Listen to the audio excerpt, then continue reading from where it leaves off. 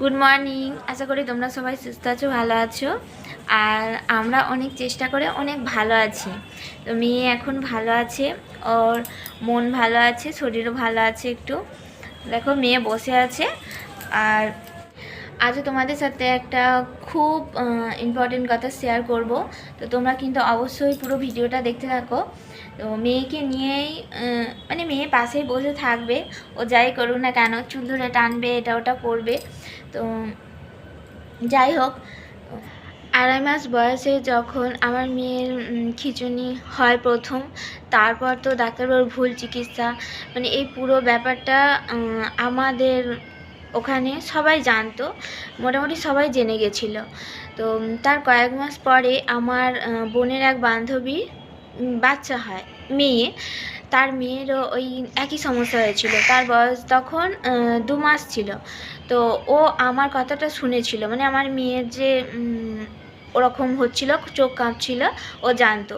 তো ও তখন বুঝতে পেরে যায় যে আমার মেয়েরও হয়তো এরকম হচ্ছে, ওরকমটাই হচ্ছে। তো দেখো, মানে জেনেছিল বলেই, আমার কথাটা জেনেছিল বলেই ওরা দেরি না করে, মানে সঙ্গে সঙ্গে ওরা কলকাতায় নিয়ে যায় ওর মেয়েকে। ওর মেয়ে এখন সুস্থ আছে, ভালো আছে। আর ওই রোগটাও মানে আর নেই, যাই হোক ভগবানের কৃপায় সে ভালো আছে। যে আমি তাকে দেখি, মানে আমার চোখের সামনে ও বাচ্চাগুলো হাঁটাচলা করে যায়, হাসে, কথা বলে, খুব ভালো লাগে। যে আমাকে দেখেও তো একজন এ জীবনে উত্তীর্ণ হতে পেরেছে, মানে আমি ভুলটা করেছিলাম বলেই তারা আর কিন্তু ওই ভুলে পা দেয়নি, মানে ওই পাকে আর পা দেয়নি। তো আর একটা ঘটনা বলি। কয়েক বছর পর আমার এক দাদার মেয়ে হয়।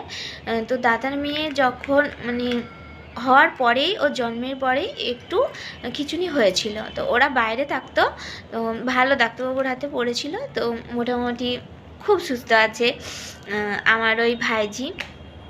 খুব ভালো লাগে যে ওরা সুস্থ আছে, ভালো আছে। আর আমার এটা শান্তি যে আমাকে দেখে 2 জন হোক, 4 জন হোক, 5 জন হোক, 10 জন হোক, একই ভুল কিন্তু করছে না। মানে জেনেছিল বলেই কিন্তু একই ভুল করছে না। আমি সবাইকে জানিয়ে দিয়েছিলাম বলেই, মানে লুকিয়ে রাখিনি জিনিসটা, সেই জন্য তারা সহজেই তাদের বিপদটাকে বুঝতে পেরেছে যে এটা আমাদের অনেক বড় বিপদ। তো আগে থেকেই এটার সাথে লড়াই করতে হবে। তো সবাই ভালো আছে। আর এইভাবেই প্রার্থনা করি ঈশ্বরের কাছে যে সবাইকে যেন জানাতে সাহায্য করুক, বিশেষ করে ভুল চিকিৎসা যেন না হয়। তো এতটাই শেয়ার করলাম। আর আমার কথা বলতে, মেয়ের এখনও খিঁচুনি হয়। আমার মেয়ের একটাই মানে চোখ, কান, ওর আগে সেন্স ছিল না, খুব একটা ছিল না। তো আস্তে আস্তে এখন একটু একটু দেখছি সেন্স আসছে। আর আমি তো মানে নিজে থেকেই হোক, আর যেগুলো ডাক্তারবাবুরা বলেন সেগুলো তো করাই, আর নিজেও মন থেকে মানে চিন্তা করি যে কি করব, ওকে কিভাবে শেখাবো। সারাক্ষণ মাথার মধ্যে ওসব ঘোরে, জানি না তো কিছু। নিজেই মানে ভাবনা চিন্তা করে ওকে এইভাবে এটা শেখাবো, তো সেইভাবে সেটা শিখিয়েছি। তো তোমাদের সাথে আমি শেয়ার করব। আর জানি না জীবনে উত্তীর্ণ হব কি না, তবুও চেষ্টা করছি। আর সবথেকে বড় কথা হলো শেষ পর্যন্ত দেখব, মানে শেষ পর্যন্ত লড়াই করে যাব যতদিন প্রাণ আছে। কারণ আমি একটাই এখন ভাবি যে মা তো, মাকে সন্তানের জন্য লড়াই করতেই হবে। আর আমার পরিবারের কথা বলতে গেলে সবাই আমাকে সাপোর্ট করে। আমি যেখানেই যাই কেউ না কেউ আমার সাথে যায়, আমার পাশে থাকে। তো এটাও একটা ভাগ্যের ব্যাপার বলতে পারো, মানে কপাল থাকলে এরকম পাওয়া যায় যে ফ্যামিলিও সাপোর্ট করবে। কারণ এই সমস্ত বাচ্চাদেরকে না সবাই মেনে নিতে চায় না, মানে ফ্যামিলিতে অনেক প্রবলেম হয়। আমি তো বনহুগলি হ্যান্ডিক্যাপ হসপিটালে যাই, তো কত মায়ের মানে চোখের জল ফেলে বলতে শুনেছি যে আমার ফ্যামিলি এরকম, আমার ফ্যামিলি ওরকম। আবার যখন আমাকে দেখে তখন আবার বলে যে তোমার একটু হলেও তো মানে ভালো। তো যাই হোক, সবার জীবনেই একটু ভালো একটু খারাপ তো থাকেই। দেখো মেয়ে এখন খেলা করছে। হ্যাঁ, আমার মেয়ের একটা প্রবলেম আজকে তোমাদের সাথে শেয়ার করব।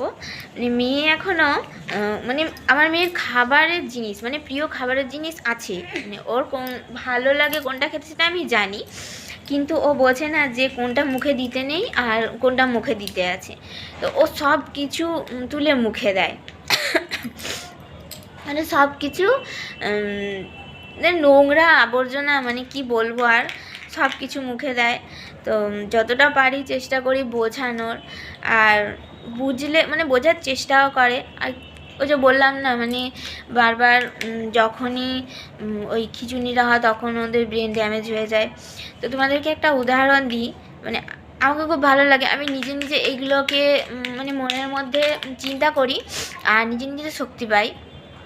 মানে কি, একটা চারা গাছ হয়তো এই প্রথম সে জন্মাচ্ছে, একবার তুমি দুটো একটা হয়তো ধরো 2-4টে পাতা বেরিয়েছে, তো তার ওই সিডটা কেটে দিল, কেউ কেটে দিল, তো তার কত টাইম লাগবে বলো, আবার মানে নতুন করে পাতা গজাতে তো অনেক টাইম লাগবে। তো তো আবার পাতা গজালো, তো আবার হয়তো কেটে দিল। এইভাবে মানে এইভাবে করলে তাহলে গাছটা কবে বড় হবে, কবে ফল দেবে, কবে ফুল দেবে? তো আমার মেয়ের লাইফটাও এরকম, মানে ও একটু শিখছে আবার ধপ করে নিচে পড়ে যাচ্ছে, মানে সব কিছু ভুলে যাচ্ছে। এইভাবেই চলছি, জানি না কবে সেই গাছ বড় হবে, ফল দেবে, ফুল দেবে। তো যাই হোক, দেখো মেয়ে বায়না করছে, দেখো। আর আমি এখন কোথায় আছি, তো আমার মেয়েরও তো শরীর আছে, মন আছে, ওকেও তো একটু খুশি দিতে ইচ্ছা করে। তো তো তোমাদের সাথে পরে অবশ্যই শেয়ার করব। তোমরা যদি পরপর প্রত্যেকটা ভিডিও দেখতে থাকো তাহলে নিশ্চয়ই জানতে পারবে।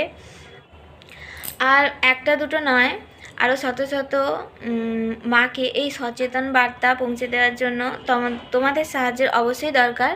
তো পারলে ভিডিওটা শেয়ার করো আর সাবস্ক্রাইব করে পাশে থেকো। তো সুস্থ থেকো, ভালো থেকো, টাটা। আচ্ছা টাটা করে দাও, নাও শেষ। এখন দুষ্টুমি করছে।